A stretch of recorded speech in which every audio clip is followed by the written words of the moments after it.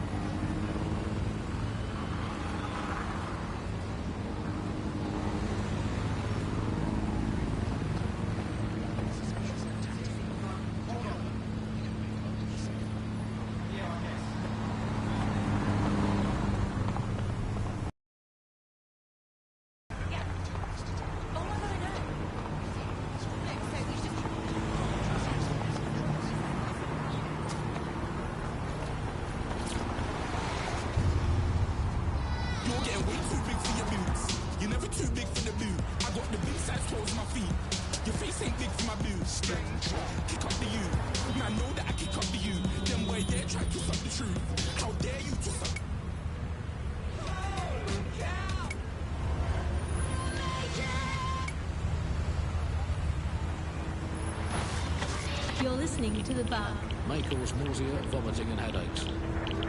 You're listening to The Bug, the Resistance comedy show brought to you by the Buccaneer Network. I'm Andy, joining me, as always, Alice. I'm excited to be here. Apparently, the Resistance is not going well. Again? Well, there has been some news about DedSec. Not preference, sorry, delete according to whether or not you work for the government, SIRS, Bloom, the Kellys or Albion. According to a SIRS official, DedSec is no longer a threat, which I guess is out. Oh, Andy, that surgeon's a real threat, waggling that knife at me, trying to knock me out. What they call a scalpel and an anaesthetic, Gladys. Anyway, if SIRS officials say DedSec is dead and buried, I guess we have to assume that DedSec has never been stronger. But I do worry, Alice. I mean, sometimes I think, is there any hope? Do you still have hope? I don't think I'm allowed to have hope. We're living in this self-selected, algorithmically designated information equivalent of a propaganda state, and every resistance that I've ever seen is weaker than the British pound. I feel like hope is an expensive thing to buy these days. Right. I mean, is it all totally pointless? I mean, it can feel pointless, but then again, I've spent almost all of my life doing pointless things, like watching sport, thinking about sport, thinking about watching sport, learning French and hoping for a better future. All completely pointless. But yeah, I've done them. So, carry on. Is there a... There is. Unfortunately, what is that like? Is it an oncoming train? Well, no, it couldn't be. Obviously, that train would be late to catch it. Is the light at the end of the tunnel a burning effigy of the concept of hope? Quite possibly. Is it the soul of Sky Larson imploding into its own vacuum? May well be that. Is it the ego of Nigel Cass that is now so big that it's sucked all the light in the universe into itself? I think that it's most likely is that, but we'll never give up, Bug fans. This resistance will never die. And one day, we will again be free. Free from these technological chains, free to choose our own futures, free to live our own lives, free to waste our time watching people bake cakes and dance badly again. Those were the days. Hold on.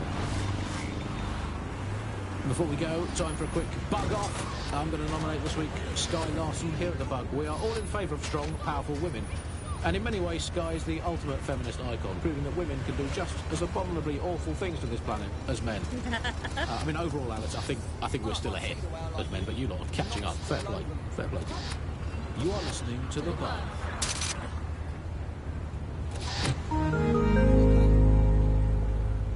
Steve, we're going to need that report after all. Yeah, can you send that information to me now? I know you're out, but they moved the conference to 3 p.m. You want the business? We'll need a response today. Anywhere. Anytime you need us. We're there. Wi-Fi on the fly.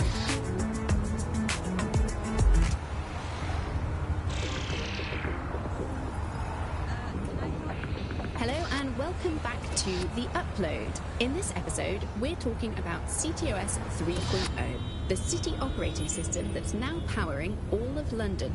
For those of you who need reminding, as if anyone does at this point, CTOS was first used in Chicago in 2014 and then San Francisco in 2017 before coming here to London. And every time it's been rolled out, it's been pretty much an unmitigated disaster. For those of you who are listening who are lucky enough not to be here in London's chaotic scenes, it's worth remembering that the telecoms tower is now owned by Bloom. The tower looms over northwest London. It's always been a communications hub, acting as part of the UK's television and communications network, although there's been some secrecy around its use, and now that Bloom owns it, it's only even more secret. Yeah, now everything that's part of Bloom's city surveillance operation is run through the telecoms tower. And I have to say, it looks completely ridiculous. It's got that silly crown thing at the top and all the blue light. What's that even about? What does it do? I don't see that there's any purpose to that at all. It's a blight on the skyline, if you ask me, and it's become the main point of control for millions of people. The system network and Bagley are both operated and streamed from there too. And don't forget about the self-driving cars too. I always thought they were just running on their own. No, CTOS is the big control system behind the cars. There was a point back in the earliest days of self-driving car technology that they operated by themselves. They used to use a series of sensors to see the world around them. Radar, for instance, would look far off into the distance, while LiDAR would detect objects nearby. And while these cars still use some of this technology, Bloom CTOS and its detailed maps and data that it has on London really makes Bloom be able to take control of it. And CTOS can take control of your car if you're parked incorrectly. It's no surprise that it was made mandatory to have a self-driving car. The system is so bad though, it's so annoying. Whenever I try to use one of the shareable self-driving cars, I always find myself stuck in traffic jams or roadblocks. Not to mention the accidents. I've heard so many stories of cars shunting into the back of others. I think they're worse than human drivers sometimes. The technology was meant to make things better, but Bloom has made it so bad that it just makes London even more chaotic than it was before. I'm giving up on the cars. I'm only using the bikes, which are not self-driving at the moment, at least. And don't even get me started on the data. Everything that Bloom sees from your movements around the city and the self-driving cars is collected and feeds back into its big information control system. Oh, not you and Bloom and privacy again. You're a broken record. Not as broken as our city's cars.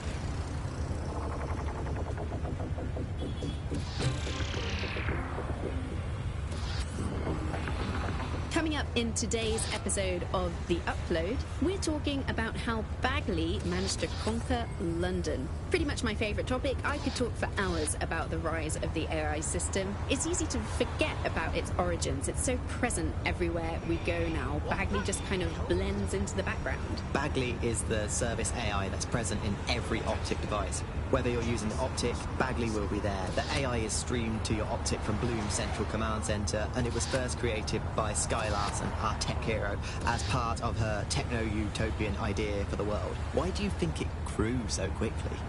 In my mind, it's no surprise that Bagley became so popular. It's funny, useful, fast. It's a great companion and really just makes life so much easier. I mean, when you look back at all the service AIs that used to exist, they just can't compete. When you ask Bagley anything, there's a quick answer and loads of information available to you.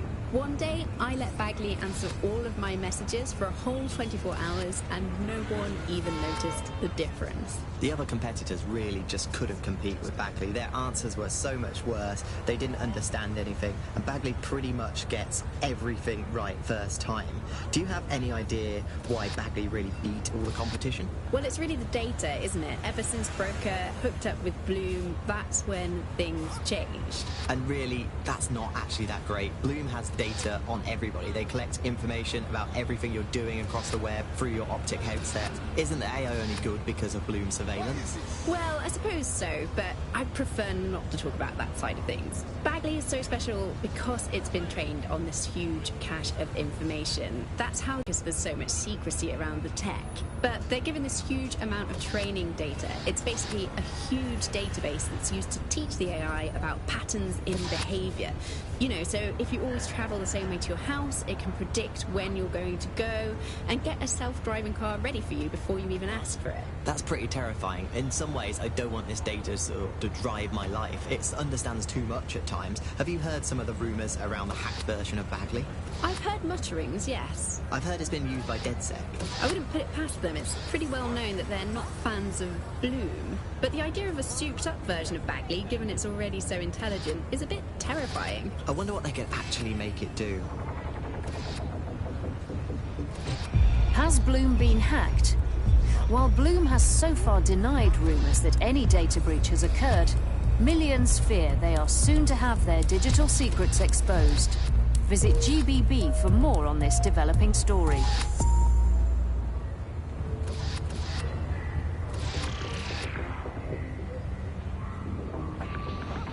Hello and welcome to today's episode of The Upload. We're talking about the optic and how it's changed our lives. Now, as you remember, Bloom announced a new version of the optic at the recent Tone conference, but we haven't heard too much about that since due to the dramatic events there. Let's cast our minds back and consider the technology. I mean, the optic changed everything. It lets you see things in AR. You no longer need a smartphone.